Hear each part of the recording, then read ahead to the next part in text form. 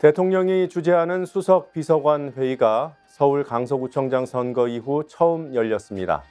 대통령 책임이 명백한 선거 패배였음에도 어제 회의는 참 한가로워 보였습니다. 용산 대통령실 분수정원에서 열린 야외 회의였습니다. 거기서 나온 대통령 입장이 소통 강화였다고 하니 딴청도 이런 딴청이 없습니다. 고물가의 서민경제 주름이 깊어지고 고금리로 폐업이 속출하는데도 민심의 경고가 담긴 선거 성적표 받아들고서 가을 날씨 만끽하는 대통령과 참모들. 그걸 자랑이라고 사진 배포하는 대통령실. 이런 회의는 필요 없습니다. 문제의 사진 잠시 후에 보여드리겠습니다. 노종면의 뉴발 시작합니다.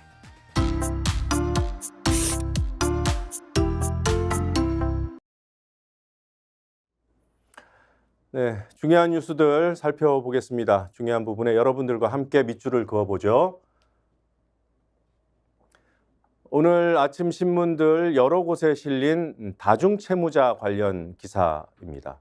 우리 경제 상황, 특히 서민 경제 상황을 잘 보여주고 있는 통계 수치가 공개됐습니다. 다중채무자는 3곳 이상에서 대출을 한 사람, 금융기관 3곳 이상에서 돈을 빌린 그런 분들을 다중채무자라고 하는데 그 규모가 역대 최대, 수치로 역대 최다 448만 명, 매분기 수만 명씩 증가하고 있답니다. 이분들은 단지 대출이 많은 것, 거기에서 그치는 것이 아니라 돈 갚을 능력이 의문스러운 부분이 바로 여기서 확인됩니다. 벌어들이는 연소득의 62%를 원리금 상환에 사용해야 하는 분들이에요. 이런 기준을 만족하는 게 다중채무자가 아니라 이 다중채무자들 448만 명을 분석해 봤더니 이분들은 소득이 그리 많지 않아서 62%를 원리금 상환에 사용해야 하는 분들이랍니다. 어제 이 시간에 자영업자들 폐업이 속출하고 있다고 말씀드렸습니다. 중소기업에 대한 은행 대출도 1,000조 원을 넘어섰습니다. 가계, 자영업자들 그리고 중소기업 이런 가계와 기업 부채 모두 빨간불이 켜졌다고 동아일보가 보도하고 있습니다. 조금 전에 연소득의 60% 이상을 빚 갚는 데 써야 된다고 했죠. 네. 이 448만 명 중에 48만 명은 무려 70%를 빚 갚는 데 써야 된답니다. 연소득의 70% 이상을 빚 갚는 데 써야 되는 사람들을 취약차주라고 해요. 취약차주. 이런 분들이 48만 명. 아까 다중채무자가 한 분기에 수만 명씩 늘고 있다고 했죠. 1분기에 2만 명, 1분기 만에 2만 명이 늘었다고 합니다. 이 늘어나는 수치도 점점 커지고 있어요. 그런데 이들 중에서도 가장 취약한 분들, 70% 이상, 소득의 70% 이상을 빚 갚는 데 써야 되는 이런 분들의 수치는 분기 만에, 석 달 만에 3만 명이 증가했습니다. 어려운 분들이 더 어려워지고 있다는 그런 통계입니다. 한겨레 신문 사파를 보고 계십니다. 도화선에 불이 붙어 있는 폭탄이에요. 이 폭탄은 경사로 위에 놓여져 있습니다. 이게 다중채무자 관련 기사니까 그 채무자일 수 있겠죠. 서민일 수 있고요. 몸이 부들부들 떨리는 상태로 이 거대한 폭탄을 지탱하고 있습니다. 이분은 도화선에 불이 타들어가서 폭탄이 터져도 죽고 버티지 못하고 폭탄이 굴러가면 깔려 죽습니다. 한겨레 신문이 표현한 지금의 경제 상황 결코 과장으로 보이지 않습니다. 이런 경제 문제에 머리를 맞대서 좋은 정책을 만들어도 지금과 같은 고금리, 고유가, 고환율, 고물가 이런 상황의 경제 상황에서 풀어내기가 쉽지 않을 거예요.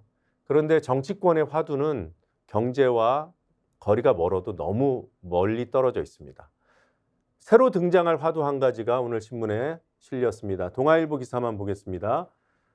헌법재판소장 임기가 다 됐습니다. 한 달도 안 남았어요. 그래서 새로운 헌재소장을 지명을 해야 되는데 대통령이 지명을 하죠.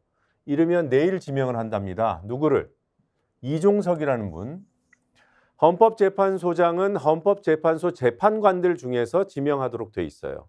그리고 국회 동의를 받도록 하고 있고, 국회 동의 아래 대통령이 재판관 중에서 소장을 임명합니다.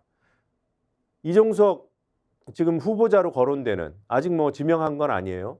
이 이종석이라는 분은 2018년에 지금 국민의힘 전신인 자유한국당 추천으로 재판관이 됐습니다. 2018년 10월에 됐어요. 헌법재판소 재판관 소장 모두 임기가 6년입니다. 2018년 10월에 임기를 시작했으니까 임기가 지금 1년밖에 안 남았어요. 뭐 임명 절차 거치고 나면 소장으로서의 임기도 1년도 채 못 채웁니다. 그런 사람을 왜 지명을 하려고 할까? 윤 대통령과는 서울 법대 79학번 동기, 뭐 얼마나 친한지는 모르겠습니다. 그런데 뭐 대구 출신이고요. 서울대 법대 동기입니다. 동문이 아니라 동기예요.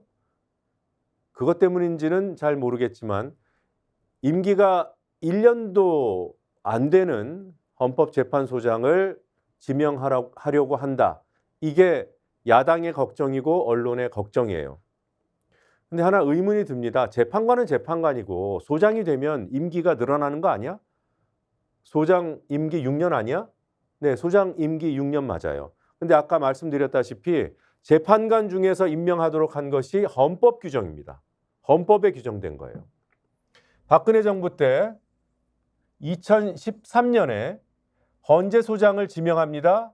박한철 당시 재판관. 이때 박한철 재판관은 임기가 4년 남았어요. 그때도 똑같은 얘기가 나왔습니다. 어떡하지? 어떻게 해야 되지? 명쾌하게 정리됐습니다. 그때. 소장의 임기는 재판관의 자녀 임기다. 전례가 있습니다. 이 전례를 대입하면 이종석 재판관이 소장으로 임명이 만약 되면 임기 1년을 못 채워요. 그런데 국회가 그렇게 중요한 자리에 임기 1년도 못 채울 사람을 동의해 줘야 되나요? 이런 물음이 제기되는 거죠. 그리고 윤 대통령과 여권의 입장에서도 본인들이 낙점한 사람으로 헌법재판소를 6년 동안 끌고 가고 싶겠죠. 그래서 나온 꼼수가 있습니다. 이건 뭐 공식화된 건 아니지만 언론이 이렇게 분석하고 추정하는 거예요. 이종석 재판관 임기가 지금 1년 정도 남았습니다. 지금 기준으로. 그래서 내년 10월 임기 만료 전에 소장으로 지명을 지금 해놓고 이 재판관 임기 만료 전에 재판관직의 임기를 늘려버린다. 연임시켜버린다. 재판관 연임을 시켜버리면 소장도 더 할 수 있는 거 아니냐. 지금 한 번도 해보지 않은 그런 방식이 검토되고 있다고 동아일보가 보도하고 있어요. 아까 말씀드린 대로 머리는 경제 난제를 푸는 데 굴려야 됩니다. 지혜는 그쪽으로 모아야 돼요. 이런 꼼수 생각하지 말고. 아마 이런 생각을 할 수 있어요. 대법원장 후보자 민주당이 비토했잖아요. 그래서 대법원장 지금 현재 공석입니다. 야당이 또 비토는 못할 거야. 또 부결시키지 못할 거야.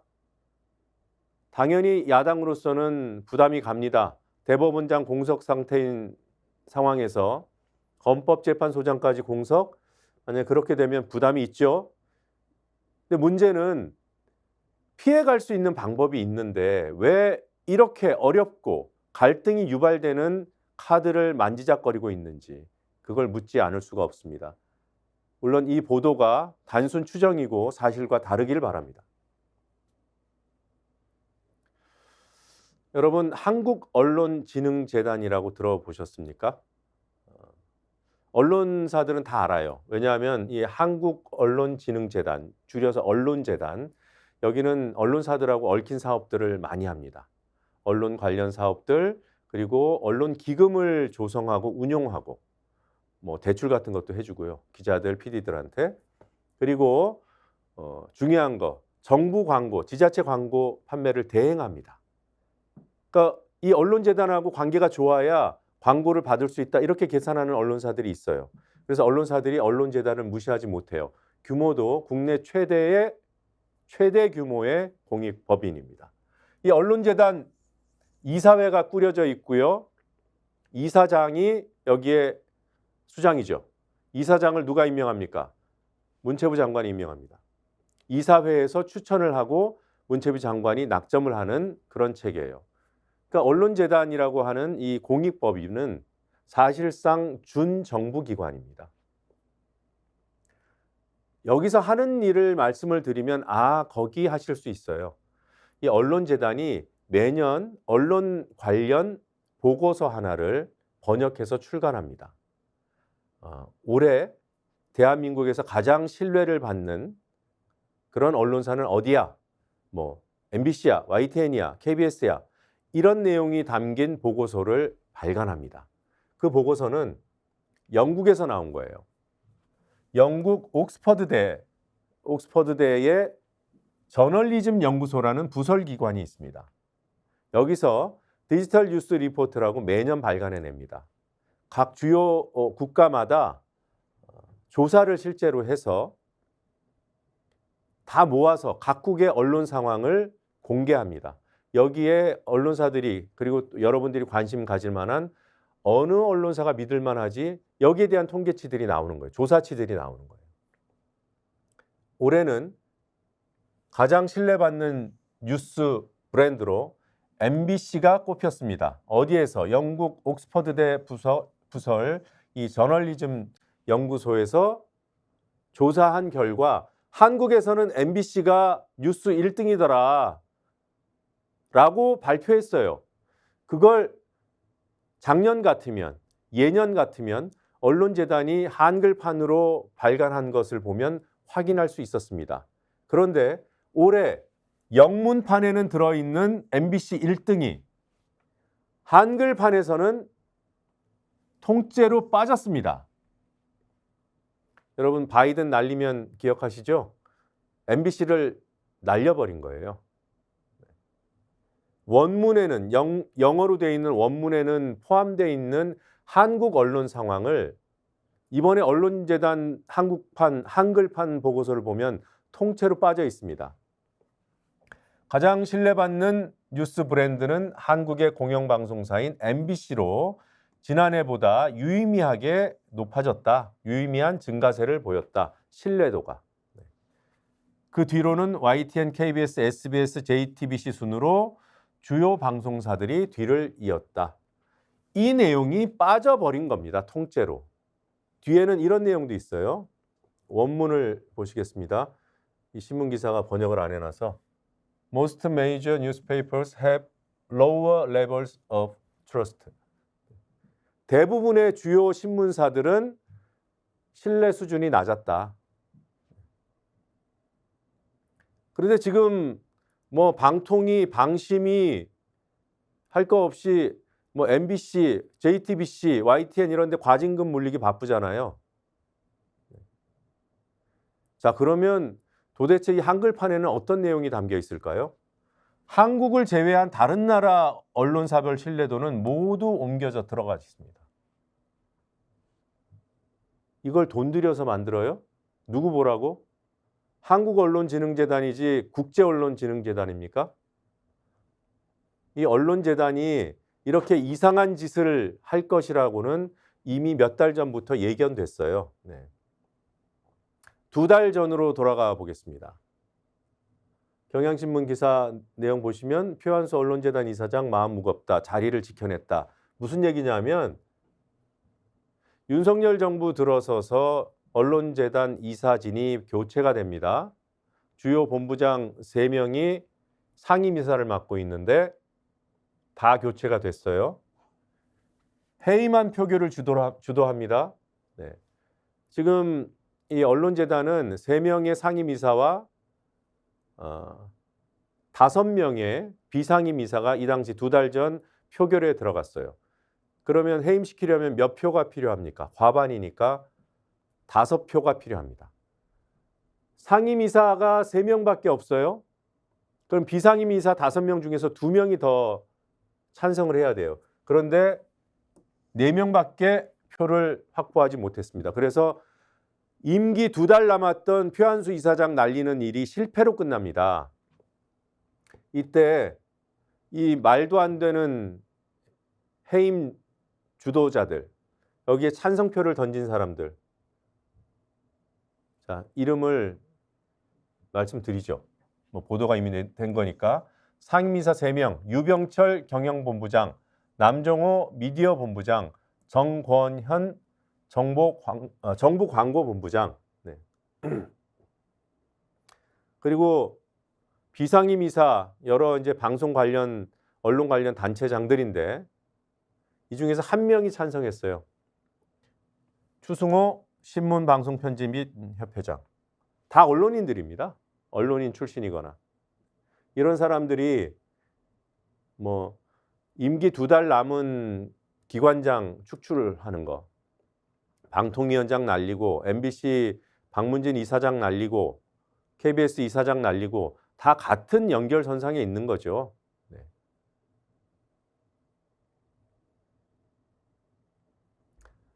이렇게 안에서 도와주는 내부 인사들이 없으면 이런 거 못합니다. 조금 전에 이 방통위원장 날렸다는 말씀도 드렸죠. 네. 방통위원장 지난 5월에 날아갔습니다. 어디서 날렸습니까? 방통위에서 날렸습니다. 방통위 상임위원 중에 김효재라는 사람이 있어요. 네. 지금 여권 추천 몫으로 상임위원을 하다가 얼마 전에 관뒀습니다. 방통위원장 5월에 날아가고 방통위원장 대행, 이동관 위원장이 올 때까지 대행 역할을 하면서 무슨 일을 했냐? 한상혁 방통위원장 면직시킬 때 중요한 역할을 했고요. 그리고 직무대행을 맡아서 한 일들, 공영방송 이사들 여러 명 날려버렸습니다. 방통위에서. TV 수신료, 분리징수. 지금 뭐 언론계나 방통위 내부에서도 TV 수신료 분리징수 이거는 KBS 압박 수단이라는 거 다 알아요. 네.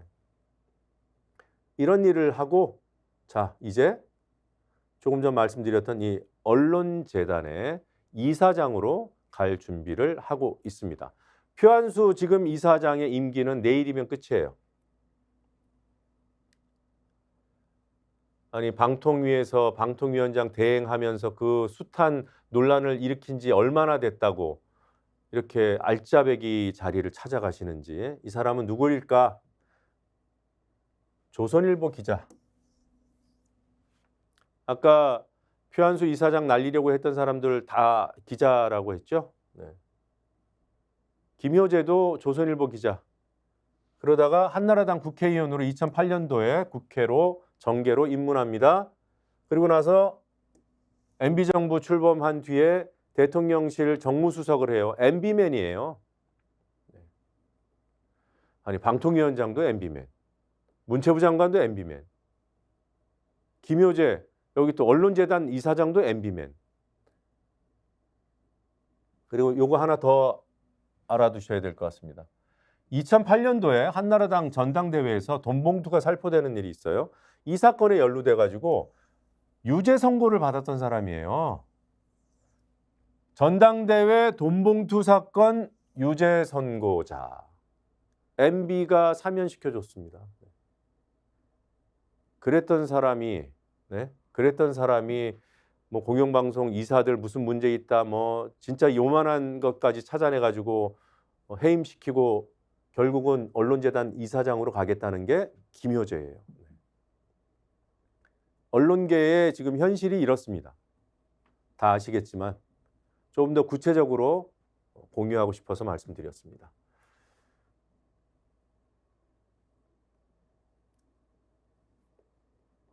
윤석열 신당 얘기 들어보셨나요? 저는 들어봤습니다. 올해 연말쯤이면은 윤석열 신당이 급부상할 가능성이 있다. 문화일보가 보도하고 있는 내용입니다. 네. 여권에서 총선 승리 모델로 신당을 만드는 방안을 지금 연구하고 있다. 이 기사의 주요 내용입니다. 이게 사실일까 아닐까 그건 뭐 확인할 길은 없어요. 그런데 그런 얘기가 흘러나오고 있는 것은 사실입니다. 김기현 체제를 유지시키기로 한 것, 이걸 국민의힘에서 스스로 결정했다고 보는 사람들 거의 없습니다. 다 용산의 뜻이라고, 대통령의 뜻이라고 생각하고 있어요. 네. 강서구청장 선거에서 참패를 당하고 그래서 거기에 대한 비판이 대통령으로 정권으로 향하고 있는데 이 선거를 진두지휘한 김기현 대표가 어떻게 자리를 보존할 수 있을까? 이 설명을 들으면 또 이해되는 측면은 있는 것 같아요. 굳이 지금 갈아치울 필요 없다. 더 큰 변화가 예정돼 있기 때문에. 이렇게 해석을 하면 그런가 싶기도 합니다. 그러나 다시 말씀드리지만 더 구체적인 정황은 파악해 봐야 될 것 같아요. 중도 이탈이 가속화될 때는 신당론이 급부상할 것이다. 이 조건은 만족될 수밖에 없습니다. 왜냐하면 선거 결과에 대한 반성이 없잖아요. 책임 인정이 없잖아요. 대통령은 지금 딴청 피우고 있잖아요. 가을 날씨 좋다고 분수정원 가가지고 회의를 해? 차 마시면서? 조금 이따 보겠습니다. 뭐 이런 어떤 큰 선거를 앞두고 대안을 모색할 때는 카드가 한 장은 아닐 거예요. 그래서 비대위 체제를 검토도 하고 있지만 성공 사례는 많지 않아서 이 카드는 현실화되기 어려울 것이다. 이렇게 예상을 하고요. 두 번째 카드로 신당 창당을 검토하고 있다. 그러면서 지금 이 기사를 쓴 문화일보 기자는 과거 사례를 언급하고 있습니다. 김영삼의 신한국당 사례, 그다음에 김대중의 새천년 민주당 사례, 노무현의 열린우리당 사례 다 가능하겠어 했을 때 가능했다는 거죠. 이 얘기를 듣고 보니까 또 설득력도 생기는 것 같아요. 그러면 만약에 윤석열 신당이 추진된다면 어떤 방식일 것인가? 뭐 김영삼 모델을 검토하고 있다는데요. 뭐 이게 뭔지 저는 잘 모르겠습니다. 하여튼 신당 창당을 검토하고 있다. 김영삼 모델이 다른 사례들에 비해서 조금 더 성공했다고 평가를 하는 모양이에요. 네. 그래서 시점은 언제냐? 연말이나 내년 초가 될 것이다. 올해 12월 또는 내년 1월. 몇 달 안 남았네요. 네. 이때 가시화가 되려면 그 이전에 계속 이러저러한 정황들이 나올 겁니다. 네. 제가 윤석열 신당설을 저는 들은 적이 있다고 했잖아요. 근데 여러분들 중에서도 들으셨을 겁니다. 왜냐하면 지난주 바로 이 자리에서 디톡스 프로그램 방송을 했는데 거기 참 출연한 이준석 전 국민의힘 대표가 신당과 관련된 발언을 했습니다. 들어보시겠습니다. 제가 여기서 이제 제가 말을 아끼는 이유 뭐냐면요. 생각보다 대통령 쪽에서는 뭐가 잦으면 뭐가 나온다고 요즘 들어서 신당 얘기를 많이 하더라고요. 예. 네, 그래서 저는 야 이거 되게 시간표를 빨리 돌리네. 이거 뭐 2배속으로 돌리네. 이런 생각을 하고 있습니다. 오히려 대통령. 이준석 대표가 말을 아낀다고 한 부분은 그러니까 본인도 혹시 그 탈당해서 국민의힘에서 탈당해서 당을 꾸릴 수 있지 않느냐 뭐 이런 질문을 받고 그 부분은 이보다 더 큰 변수가 존재하기 때문에 답을 유보적으로 할 수밖에 없다. 그러면서 이제 얘기한 것이 윤석열 신당설인 거예요. 어제 국회에서 기자회견이 연달아서 2개가 열렸는데 먼저 열린 기자회견. 안철수 국민의힘 의원이 기자회견을 열었습니다. 기자회견에서 누구를 아주 심하게 비판을 했는데 대상은 이준석 전 대표. 무슨 얘기를 했는지 직접 들어보시는 게 나을 것 같아요. 직접 듣고 설명드리겠습니다.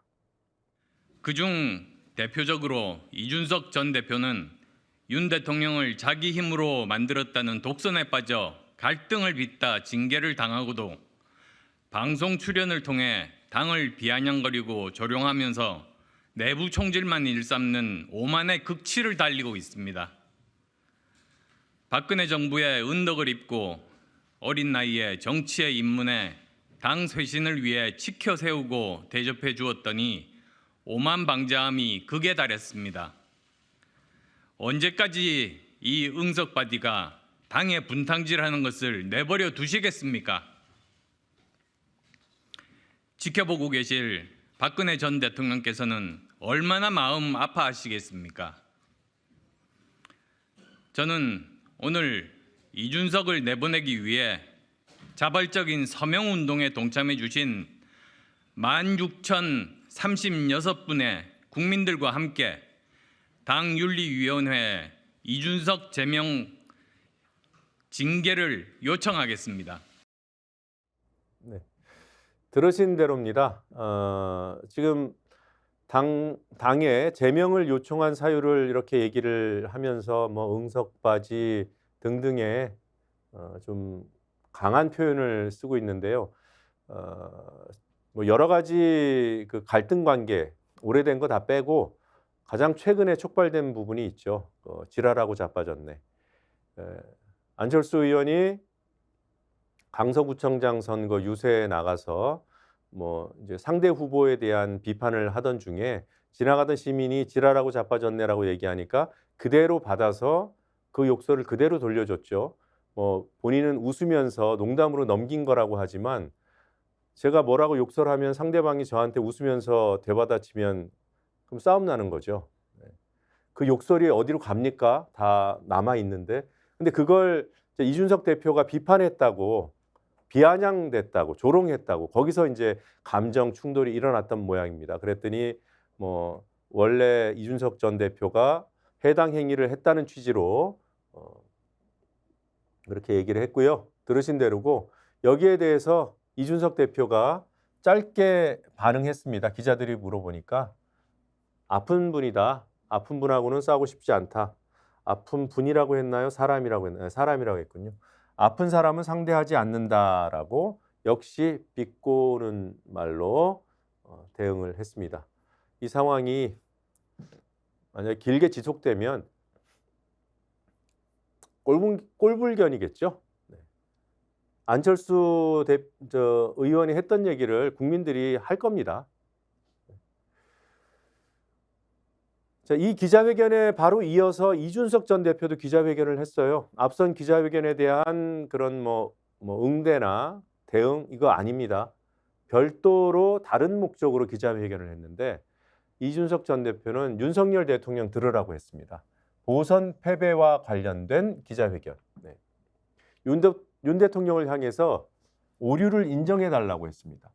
여러 가지 사안들을 구체적으로 거론하는 가운데 지금 이 사진 보시는 대로 눈물을 훔치기도 했고요. 어떤 상황이었는지 직접 확인해 보죠. 사람에 충성하지 않는다던 검사는 대통령이 직접 뇌물을 받지 않아도 경제 공동체로 볼 수 있다는 법리를 세워서 가장 높은 곳에도 법은 추상같이 적용된다는 선례를 세웠습니다. 그렇다면 41살의 부모가 시험관 시술로 낳은 한 해병대 병사의 억울함이 반복되지 않도록 엄정한 수사를 하고자 했던 박정훈 해병대 대령의 모습은 성형을 두지 않고 수사했던 한 검사의 모습과 너무나도 다 있었을 것입니다.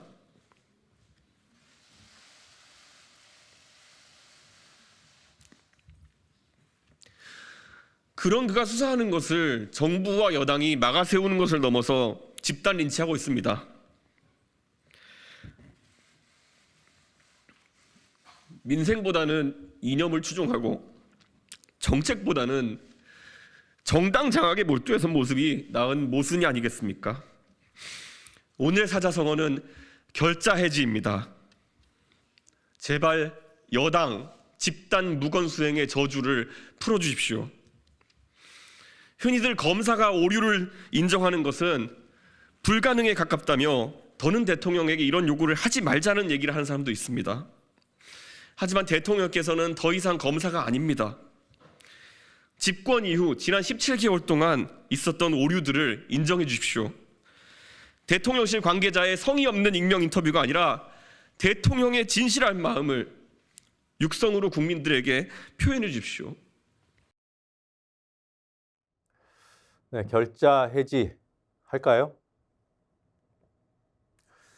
지금 여권의 상황을 단적으로 보여주는 일들을 지금 방금 확인하셨는데 이 사진도 역시 단면을 보여주고 있습니다. 이거 지금 휴대폰인데요. 잘 안 보이죠? 네. 이걸 사진을 좀 바꿔보겠습니다. 네. 이 사진 속 휴대전화는 국민의힘 조수진 의원 휴대전화입니다. 뭐 본인이 보낸 내용이고요. 이제 답을 받은 거죠. 어떤 내용을 보냈는지 보니까 국민의힘 주요 당직자 인선 내용이 쭉 적혀 있어요.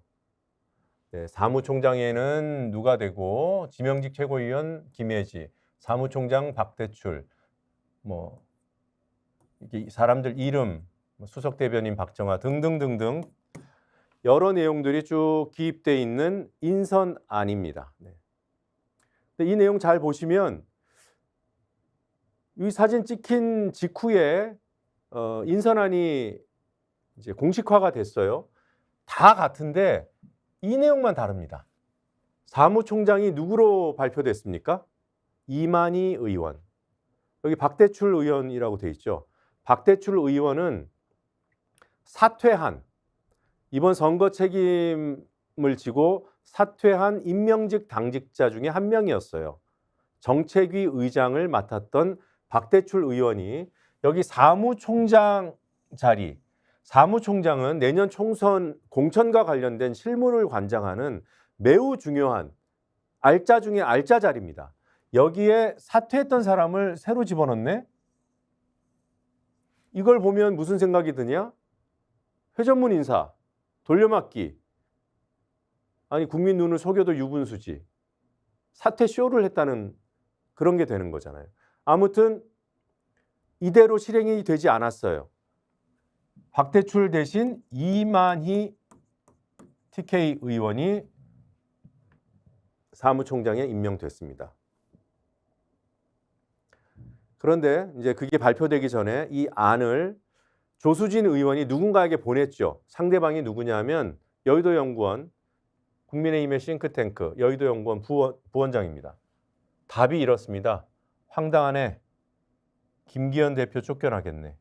제가 말씀드렸던 아까 그런 부분 때문에 황당하다고 한 것인지 아니면 뭐 다른 이유 때문에 황당하다고 한 것인지 황당하네. 김기현 대표 쫓겨나겠네. 아무튼 이 인선안에 문제가 있다고 지적하고 있습니다. 죄송합니다. 후임 당직은 시기가 아니라 내용이 중요하다라고 쓰고 있습니다. 그러니까 이렇게 서둘지 말고 좀 제대로 하지라는 비판이 담겨 있는 거죠. 비판 포인트는 물론 저와 다를 수 있습니다. 여하튼 이 문자가 포착이 되는 바람에 여의도연구원 부원장은 사퇴했습니다. 네. 자, 그럼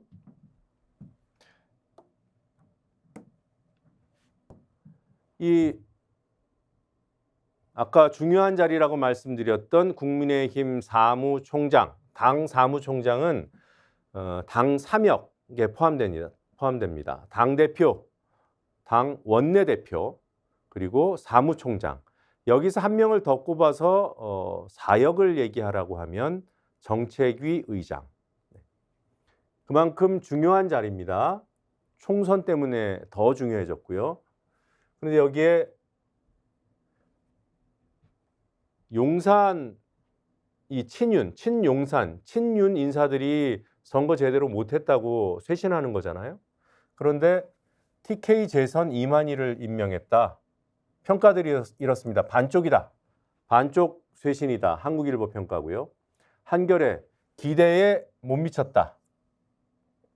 이 친윤이 옅어졌다고 한겨레가 평가한 거는 사무총장 말고 정책위 의장, 당 4역에 포함되는 정책위 의장이 있다고 했잖아요.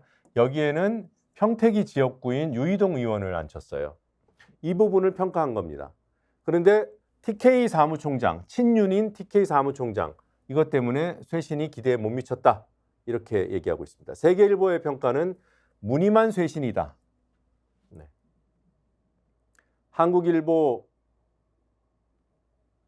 아까 제가 당 4역 말씀드렸는데 이 중에 3역, 1, 2, 3, 뭐 순서대로 대표, 원내대표, 사무총장 이런 순으로 이해하시면 됩니다.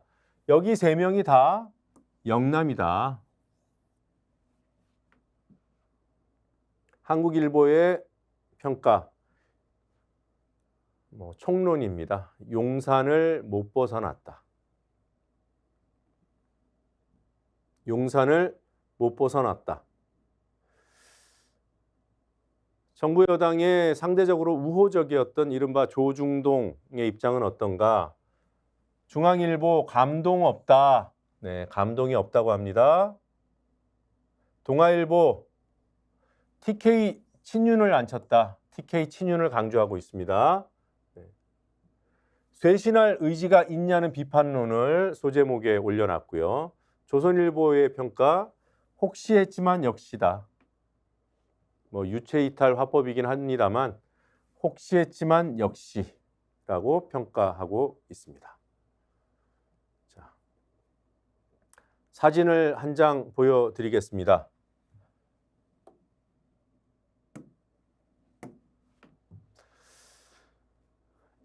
윤석열 대통령이 강서구청장 보궐선거 이후에 처음으로 수석 비서관 회의를 열었어요. 이렇게 열었습니다. 화창한 가을 날씨, 용산 대통령실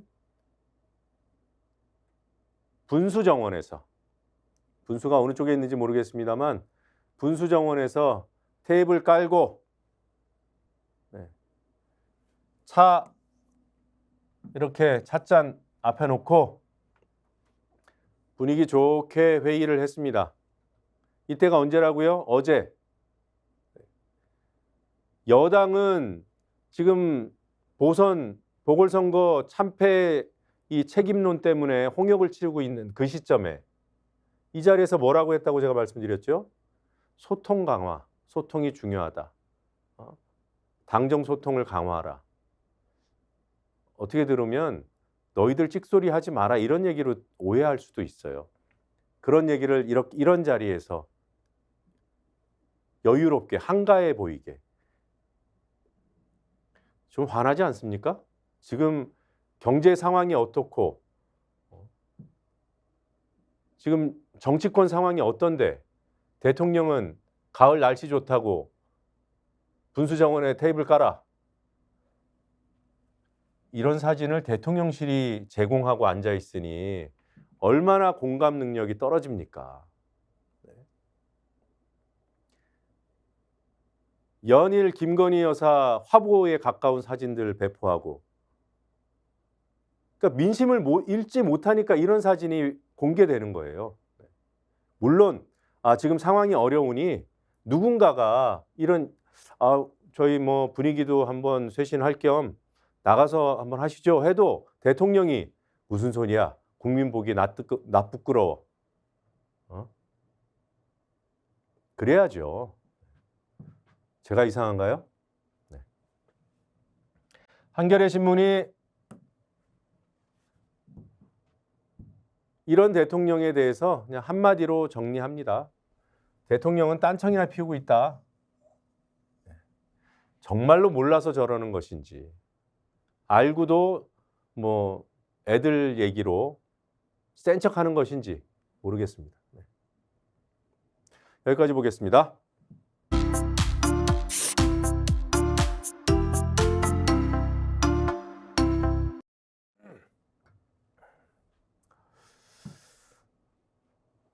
문제 있는 기사들 발라버리는 시간입니다. 국민일보 여당의 지도체제 개편, 주요 당직자 인선에 대해서 안정속 변화라고 평가했습니다.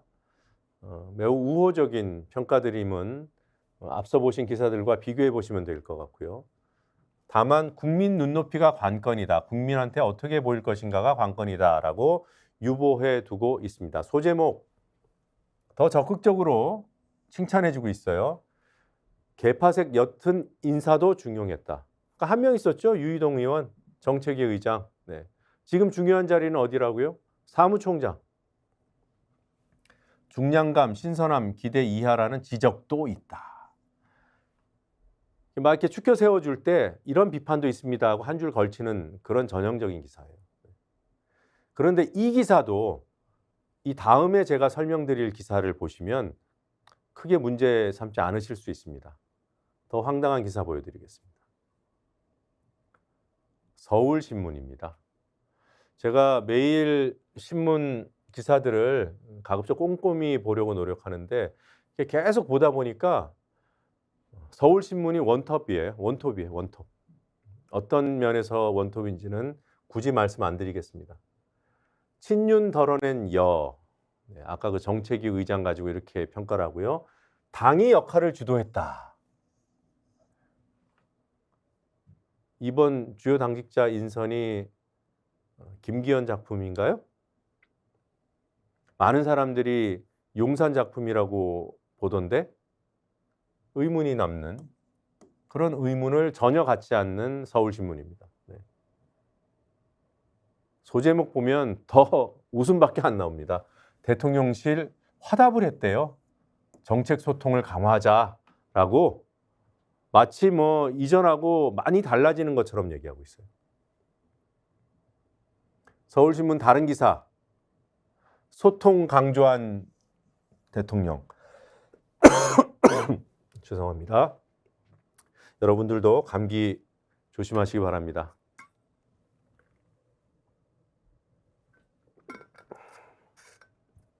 네, 검사해봤는데 코로나는 아니랍니다. 네. 당에 쇄신 맡기고 민생 주력한다. 네, 대통령을 위해서 이렇게 지면을 할애하고 있습니다.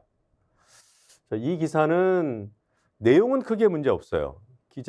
정치부 기자가 쓴 내용인데 의총 상황을 다루고 있습니다.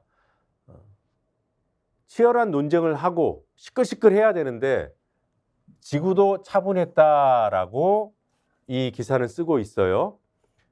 근데 지금 이렇게 구구절절 설명해야 이해되는 거죠. 지구도 차분하다 하면 긍정적으로 받아들여질 수도 있잖아요. 지구도 차분해. 호들갑 떨지 않아. 이건 제가 좀 바꿔 써야 되겠습니다. 이 기자의 이 기사 내용을 보더라도 이 차분함은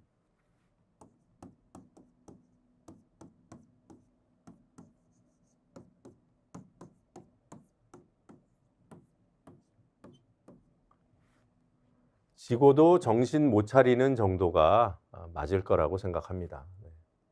아무튼 서울신문은 원톱이에요. 서울신문의 다른 기사 보겠습니다. 이재명 민주당 대표에 대해서 검찰이 또 기소를 했어요. 지난 12일에 기소를 했고요. 또 어제 기소를 했습니다. 총 4번째, 그리고 구속영장 기각이 지난달 27일이었습니다. 그 이후로 2번 연속 지금 기소를 하고 있습니다. 영장 칠 때는 어떻게 했습니까? 있는 혐의 없는 혐의 다 끌어다가 이른바 투망식, 저인망식 영장 청구서를 썼잖아요. 판사가 어느 거 하나라도 꽂혀가지고 구속시키라고.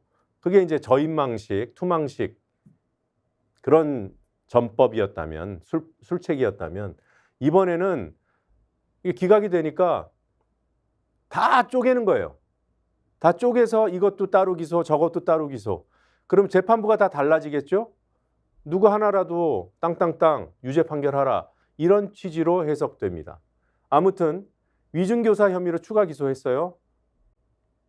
그랬더니 서울신문이 한다는 얘기가 이재명 대표한테 특권 행사하지 말라고 훈계질을 합니다. 물론 특권 행사 누구도 하면 안 되죠. 네. 특권 행사하면 안 돼요. 그런데 지금 상황, 검찰이 지난 구속영장 청구 때 왜 욕을 먹었습니까? 비회기 중에 청구하면 심사 받으러 나가겠다고 공언을 했는데도 굳이 정기국회 시작된 뒤에 영장 쳤잖아요.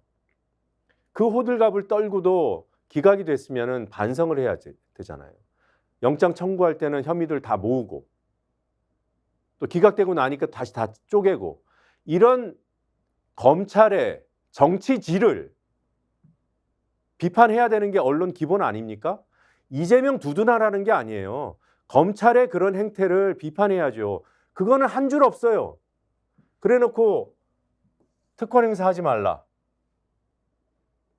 그래서 원톱이라고 말씀드리는 겁니다. 조선일보가 쫓아갈 수 없는 경지에 다다라 있는 것 같아요.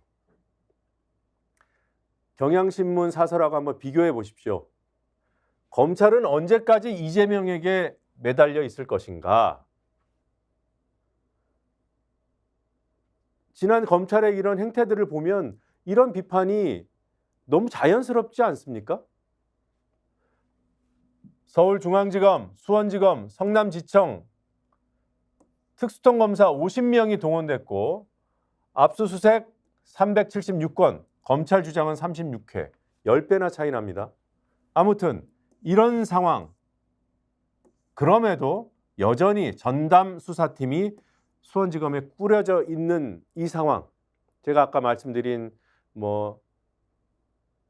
투망식 영장 청구, 또 쪼개기 기소 이런 것들, 회기 중에 굳이 영장 청구하는 거, 지금 영장 청구설이 또 흘러나오고 있습니다. 이번에는 영장을 회기 중에 청구하면 이번에는 부결은 가보지 않아도 다 하는 거 아니에요? 그건 당론으로 부결시켜도 아무도 뭐라 할 수 없습니다. 방탄이라고 안 할 거예요.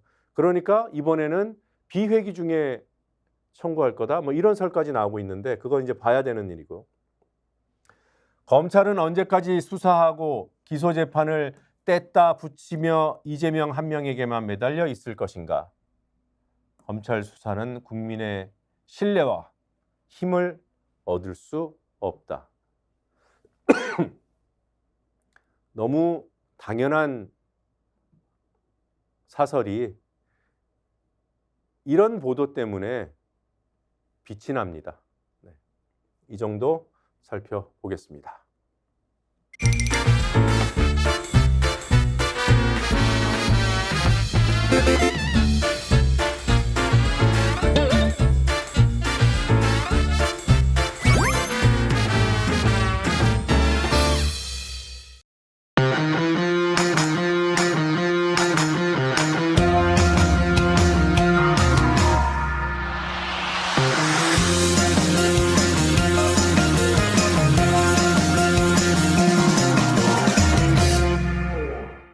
국민 여론이 존재하는 것도 현실인데 인과관계가 없는 상태에서 자꾸 단편적인 게 나오는 거예요. 절대 있어서는 안 된다는 거죠. 그러니까 안 할 것 같으면 못해요. 스픽스가 마련한 여의도 정복 프로젝트 디톡스. 유기농 밀가루로 만든 광화문달롱 쿠키 직접 수제 핸드메이드 하고요. 방부제도 안 들어가고요. 첨가제 같은 것도 안 들어가고 순수하게 유기농 밀가루로 다른 재료를 섞어서 하기 때문에 여러분 드셔보시면 건강한 쿠키다 이런 생각 드실 텐데요. 쿠키 종류가 많아서 골라 먹는 재미가 맛있어요. 있고 택배로도 받으실 수 예, 있죠. 예, 근데 맞습니다. 직접 와서 드시면 좋은 게 여기 또 커피가 맛있어서 예. 같이 먹으면 또 맛있더라고요. 자, 네이버에 스픽스 광화문살롱 치셔도 되고요. 스픽스 몰에 들어가시면 여러분들 맛있는 쿠키 건강하게 드실 수 있습니다.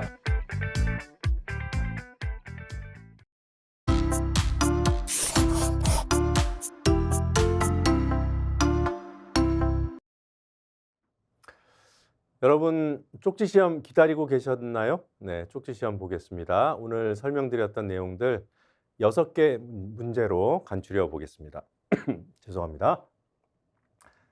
1번 문제, 헌법재판소장은 헌법재판소의 재판관들 중에서 대통령이 임명한다고 설명드렸습니다. 이 과정에서 국회 동의는 필요한가? 네. 필요하다. 아니다. 청문회만 하면 된다. 골라주시고요. 2번 문제. 네.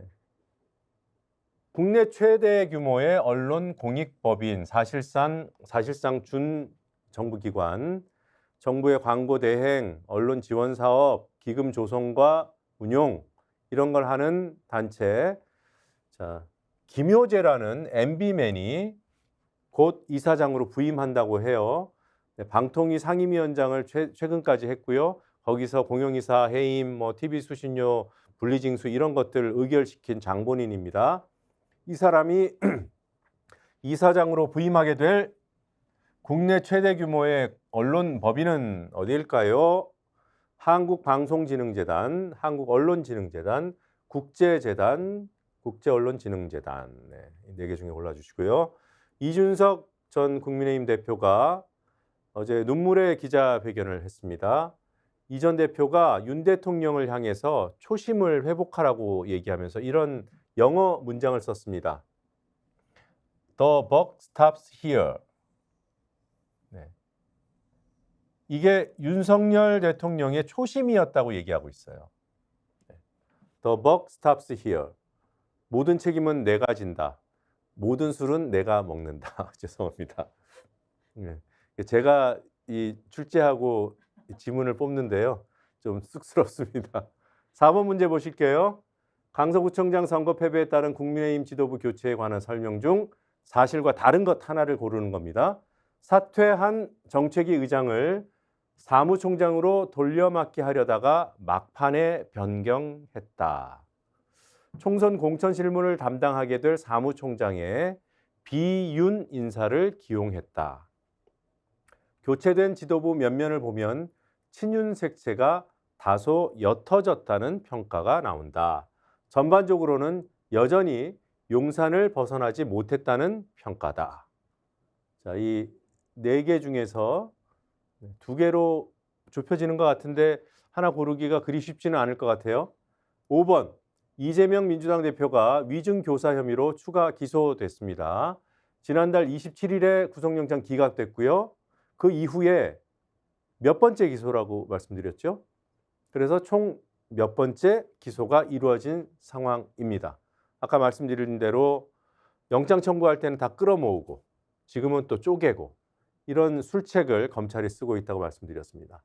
1번, 2번, 2번, 4번, 3번, 5번째. 마지막 6번 문제. 윤석열 대통령이 어제 모처에서 수석 비서관 회의를 열었습니다. 주재했습니다. 어디일까요? 용산 분수반점, 대통령 관저, 대통령실 분수정원. 문제 한 번 더 쭉 살펴보시고요. 이게 4, 5, 6번 문제고요. 1, 2, 3번 문제입니다. 정답은 한 줄로 숫자 6개를 적어주시는 방식입니다. 네, 확인해 보겠습니다.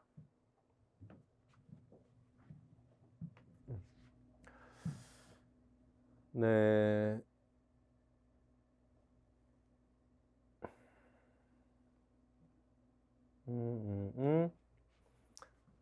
4, 5, 6번은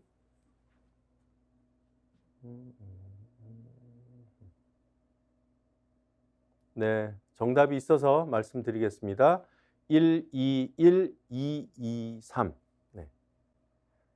네, 많은 분들이 정답 맞춰주셨는데 우국중년님이 제일 먼저 올려주신 분으로 지금 확인이 되고 있고요. 네. 네. 1, 2, 2, 2, 3. 나무님은 2문제 틀리셨습니다. 네. 1, 2, 1, 2, 3. 루시아님 다 맞추셨고요. 안젤라님 1, 2, 1. 2문제 틀리셨네요. 네. 2, 2, 3. 네. 오늘 문제가 평소보다 조금 어렵긴 했어요. 제가 잠깐 여기 답 설명을 드리면 틀린 분들이 많으니까 공천 실무를 담당하게 될 사무총장에 친윤 TK 의원 이만희 의원을 기용했어요. 그래서 2번이 정답입니다. 이게 틀렸어요. 그러니까 친윤 색채가 다소 옅어졌다고 평가가 되는 거는 정책위 의장의 평택 지역구인 유이동 의원. 그 사람은 한때 그 유승민계로도 분류됐던 비윤 의원으로 그렇게 평가되고 있습니다. 그래서 친윤 색채가 다소 옅어졌다. 근데 뭐 결국은 용산을 벗어나지 못했다 이거고요. 자, 이재명 대표한테 지금 영장 기각 후에는 2번째 기소가 이루어졌고요. 총 4번째 기소가 이루어진 상태입니다. 이 부분들 많이 틀리셔서 한 번 더 짚었고요. 네. KS 황님은 모든 술은 내가 먹는다가 정답이어야 한다고 주장을 하셨습니다. 네, 동의하시는 분들이 꽤 많을 것 같고요. 네. 아이고. 예. 예온님입니까? 연님입니까? 네. 제가 자기 관리를 잘 못해서 감기에 걸렸는데 죄송합니다. 네, 빨리 회복하겠습니다. 네. 네, 고맙습니다. 네, 많은 분들 참여해 주셔서 고맙고요. 또 이 방송 끝난 뒤에도 많은 분들이 시청해 주고 계셔서 계속 힘을 내고 있습니다. 앞으로도 더 많은 관심 부탁드리고 이런 거 어떨까요? 제가 진행하는 이 프로그램이 여러분께 도움이 된다면 여러분이 가장 소중하게 생각하시는 분 한 분한테 홍보해 주기, 그분도 보시게 하기, 이거 부탁드려 보겠습니다. 고맙습니다.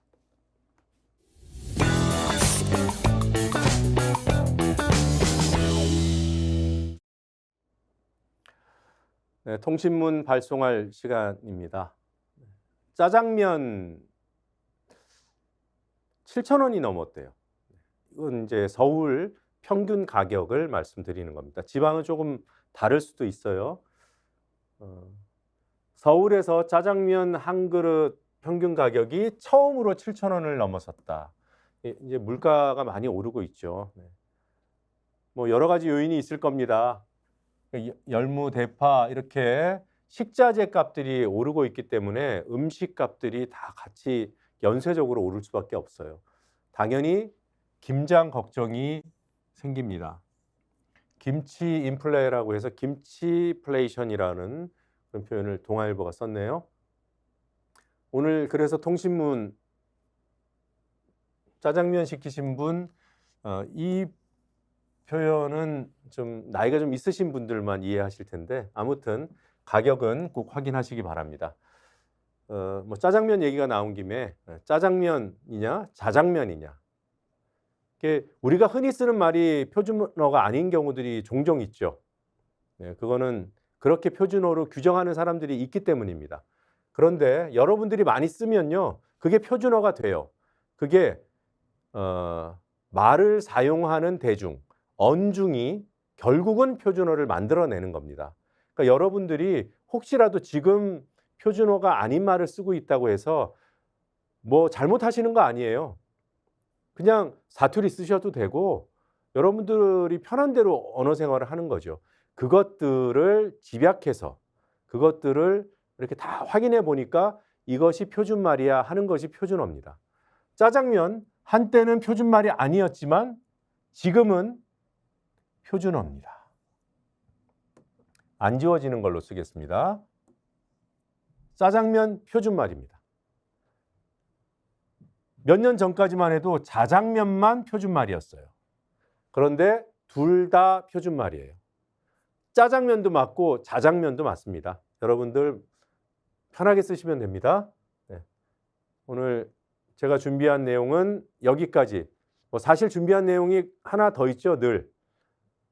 제가 인사드리고 메모장에 뭔가 글씨를 남기는데 그것까지 꼭 확인을 해주시면 준비한 입장에서 정말 고마울 것 같습니다. 네, 저는 내일은 디톡스 이준석 국민의힘 전 대표와 또 박지원 전 국정원장과 디톡스로 인사드릴 예정이고요. 그리고 모레 뉴발 라이브로 다시 찾아뵙겠습니다. 내일 이 시간에는 뉴발 재방송이 방송될 예정입니다. 자, 저는 이제 메모장 쓰고 물러가겠습니다. 고맙습니다.